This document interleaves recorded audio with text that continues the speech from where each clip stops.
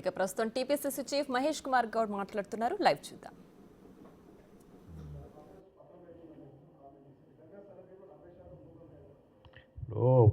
పనేం లేనివాడు ఆ ఈకలు లెక్క పెడతారు. దేని మీద ఈకలు లెక్క పెడతారు? అది కోడి మీద ఈకలు లెక్క పెడతారు. అట్లా ఉంది హరీష్ రావు పని. కోడిగుడ్డు మీద ఈకలు లెక్క పెడుతున్నాడు. అరే అసలు దేశంలో ఎక్కడ లేని విధంగా సన్నటి నాణ్యమైన బియ్యాన్ని ఇస్తూ ఉంటే దాంట్లో నూకలు ఉన్నాయని. ఎక్కడ నూకలు ఉంటే మేము మేము మేము చూస్తలేమా, మేము తింటలేమా? పోయి మా నాయకులందరూ తిన్నారు. హరీష్ రావు గారు ఎక్కడ ఇళ్ళల్లో పోయి తినమని చెప్పండి. రోజు 5 స్టార్ హోటల్లో తినే బదులు ఏదైనా బీదోడి ఇంటికి వెళ్ళి తినితే, భోజనం చేస్తే హరీష్ రావుకి తెలుస్తుంది ఆ సన్నబియ్యం నాణ్యత ఎంతో. ఎక్కడ కూడా కాంప్రమైజ్ లేదు సన్నబియ్యంలో. మేము దోబూచులాడే ప్రశ్నే లేదు.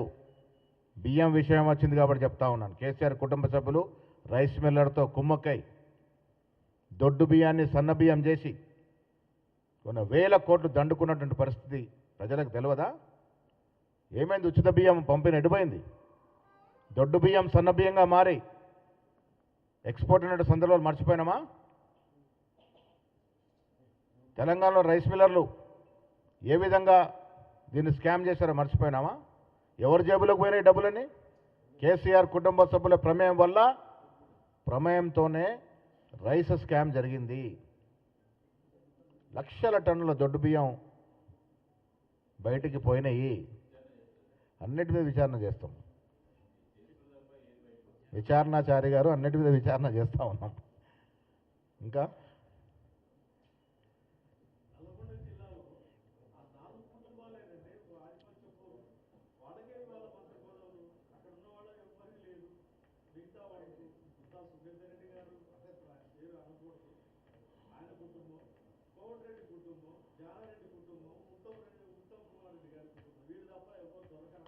రాజకీయాల్లో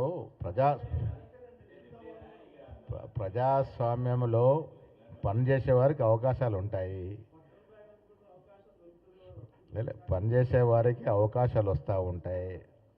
మంత్రివర్గం కానీ ఇతరత్ర అవకాశాలు కానీ చాలా సమీకరణతో కూడుకున్న అంశాలు. రీజనల్ చూడాల్సి వస్తుంది, జిల్లాల వారిగా చూడాల్సి వస్తుంది, కులాల వారిగా చూడాల్సి వస్తుంది. ఇవన్నీ కూడా చాలా సమీకరణతో కూడుకున్నటువంటి వ్యవహారం మంత్రివర్గ విస్తరణ. ప్రజాక్షేత్రంలో పనిచేసేవారు ఒక కుటుంబంలో ఒక సభ్యుడు ఉండి ఇంకో సభ్యుడు రాకూడదని లేదు. ప్రజల మన్నన పొందినప్పుడు ఎంతమందిని రావచ్చు. బట్ అవకాశాలు ఎంతమందికి ఇవ్వాలి, ఎవరికి ఇవ్వాలన్నది సమిష్టిగా నిర్ణయిస్తాం.